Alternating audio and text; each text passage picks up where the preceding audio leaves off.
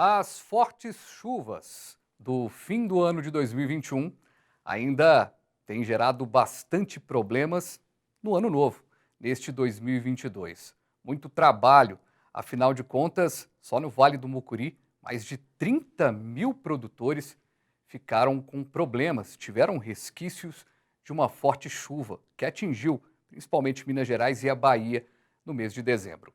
E é sobre a ação da Emater em meio a essas chuvas que a gente vai falar no programa de hoje.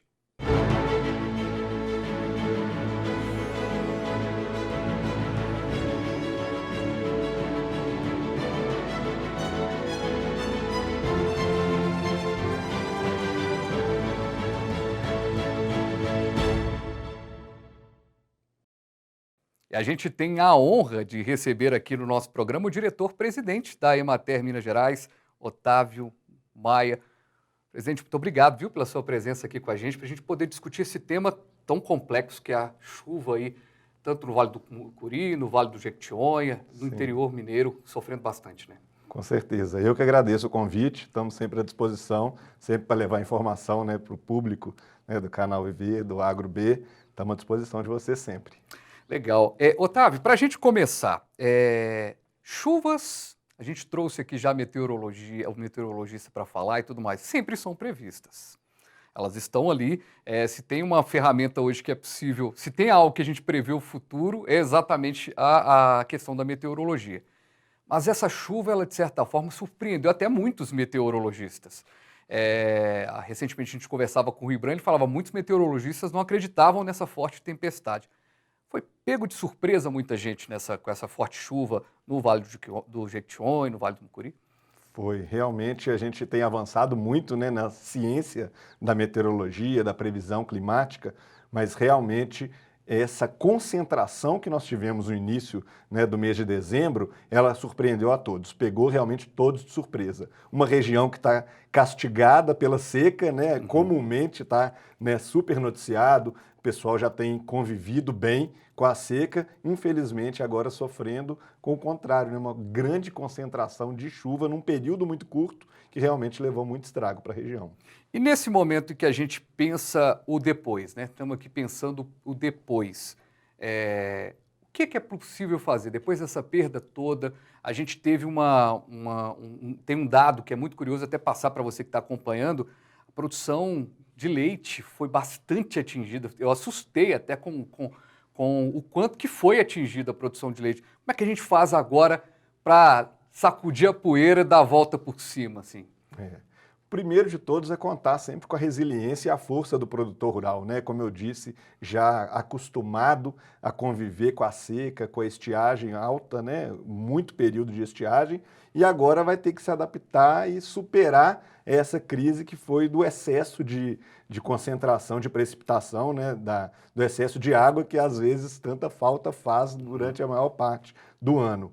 Mas o que a gente pode fazer, né, a gente na Emater, trabalhar a assistência técnica e extensão rural, que é o foco da nossa ação, é lado a lado com o produtor, vislumbrar junto com ele quais são as saídas. Né? A gente tem a nossa metodologia participativa de atuar justamente nesse sentido, de fazer de forma colaborativa, traçar planos e rumos para apoiar o produtor, e é junto com eles que nós vamos ajudá-los a superar essa situação. A gente sabe que tem várias políticas agrícolas no sentido de financiamentos, algumas linhas subsidiadas de crédito, e a gente acredita que por meio de laudos técnicos demonstrando as perdas, né, e o impacto dessas intempéries, a gente vai conseguir levar esses produtores a acessar essas linhas de crédito para ajudá-los a caminhar, né, nesse pós-desastre que foi essas enchentes e conseguir colocá-los novamente no rumo da luta diária que é comum ao povo dessa região. E nessa questão de ajudar, a gente pode pensar que a produção, o escoamento dessa produção,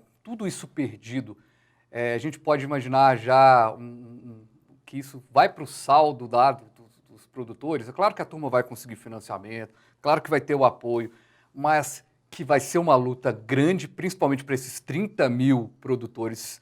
É demais, né, presidente? É demais. Até na questão sentimental, né, emocional, né? Realmente a luta, né, que esse povo tem no dia a dia, na labuta, ver animais que eles perderam, né, nas criações. Então não vão ter outros, vão ter que começar algumas criações do zero. Alguns plantios, né, algumas folhosas, olerícolas, tudo que estava plantado, muitos se perderam completamente. Né, algumas plantações, mandioca é muito forte lá na região, estava no período de colheita, não conseguiu devido às enchentes, e o excesso de água acabou apodrecendo algumas raízes e perdendo muito, né, das culturas que já estavam prontas para colheita. Você comentou do leite, né, a dinâmica é diária. Então, aqueles dias que estavam ilhados, que estavam com enchentes, perderam toda aquela produção. Realmente é uma situação, né, que a resiliência vai ter que ser colocada à prova, né? Realmente o pessoal vai ter que superar essa situação e a gente quer colocar aqui a Emater à total disposição,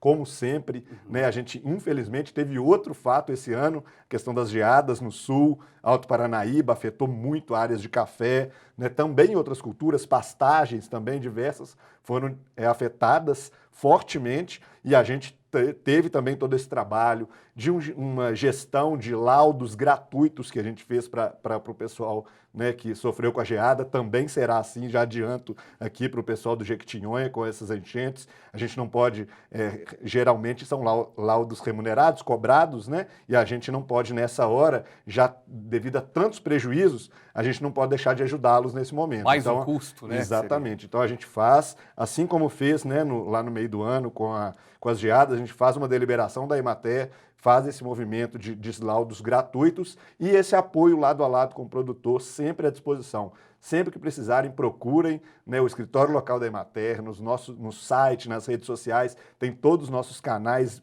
para sermos acessados e procurados aí para o produtor, para a gente ajudar e juntos saímos aí dessa situação. Eu sempre digo que o produtor rural ele deveria ter um troféu assim, de campeão na casa dele, porque é o cara que batalha, vai ali. Se ele é pequeno, ele trabalha para entregar para o médio. Se ele é médio, ele trabalha para entregar para o gigante. Se o gigante trabalha para entregar para a população, né? Agora, a questão climática atrapalha demais, né, presidente? Você tem, só agora desses exemplos, você tem geada, você tem chuva, aí de repente, lá nesse mesmo local, no Vale do Jequitinhonha, você começa a ter uma seca tremenda. Como é que a Emater tem trabalhado nessa inconstância que é a questão do clima? Minas Gerais virou, nos últimos anos principalmente, virou um clima meio, sabe, tipo, começa de um jeito, termina um ano de um outro. Como é que a Emater tem se preparado para poder colaborar com os produtores? Por mais previsível que seja, a gente sempre é pego em alguns episódios pela questão da imprevisibilidade, né? Então, assim, com o previsível, a gente consegue trabalhar um planejamento, fazer toda uma preparação. Com o imprevisível, não tem o que fazer. Na verdade, o que a gente tem feito? A gente gosta muito de exaltar, assim como a Emater é a empresa de assistência técnica e extensão rural, nós temos também filiado ao Sistema de Agricultura, Pecuária e Abastecimento, a empresa de pesquisa agropecuária, que é a EPAMIG. Então, a gente tem trabalhado muito essa conexão da pesquisa com a extensão para levar, às vezes, umas cultivares que são mais resistentes, são mais produtivas. Isso ajuda, né, às vezes,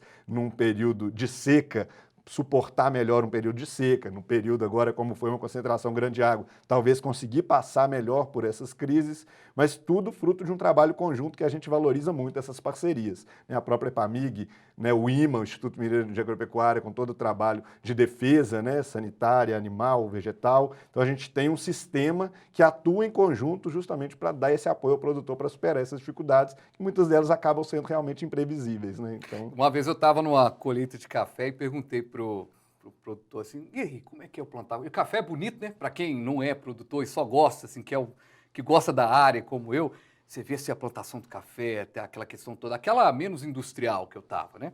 Ali, Caratinga e tudo mais. Linda lavoura, né? Linda lavoura e tudo mais. Na florada, então, é bonito. maravilhosa. E aí, o que acontece? Aí eu perguntei para ele assim, e aí, como é que é o trabalho? Ó, o trabalho é legal, o que mata é a...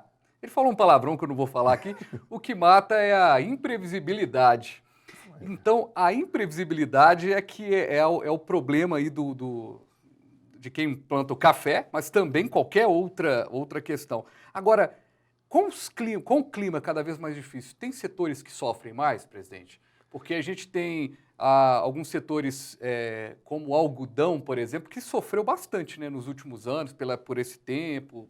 Mas dá para a gente elencar aí os sofredores maiores? Olha, eu vou te falar que você me pegou de surpresa, assim. Eu não consigo, assim, pensar se tem realmente alguém mais suscetível. É claro que a gente naturalmente pensa olericultura, que é muito mais sensível, né? Aham. Ali qualquer variação um pouquinho das condições normais de temperatura e pressão realmente levam a perdas, né? As folhosas e tudo Isso. mais. Mas a gente vê os estragos que fizeram, né? Esses dois eventos que nós estamos falando aqui, geada, né? Mais no meio do ano, e agora essa concentração de chuva, né? No começo de dezembro no Vale do Jequitinhonha, a gente vê que afetou pastagem, criações, afetou lavouras permanentes, né? Então a gente realmente não dá para cravar, assim, realmente. Eu teria que pesquisar mais para te dar essa resposta. São tantos problemas que são difíceis. Eu acho que são comuns a São todos. comuns, mas principalmente essa questão das folhagens, realmente a turma acaba sofrendo mais.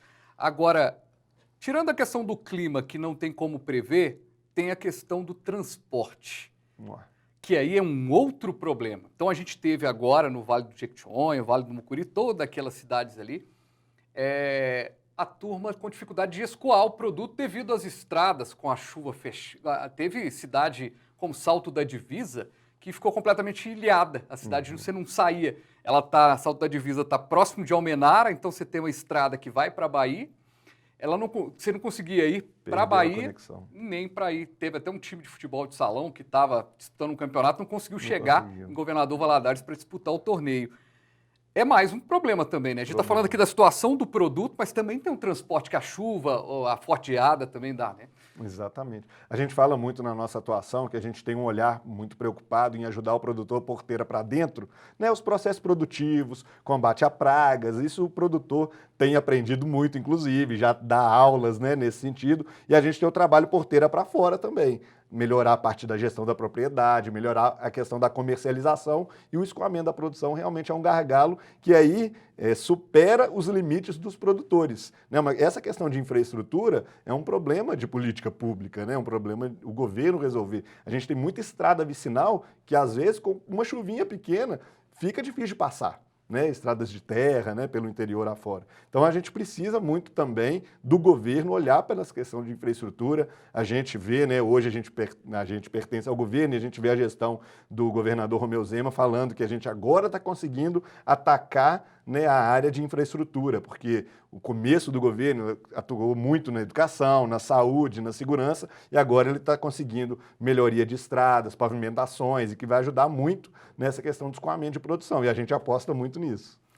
Legal. Otávio, eu aposto que a gente vai falar um pouquinho mais no segundo bloco sobre educação para o agricultor, para o produtor. Falar um pouquinho desse papel importante que a Emater tem feito ao longo dos anos. São vários anos, várias décadas. A gente vai para um breve intervalo e volta já já.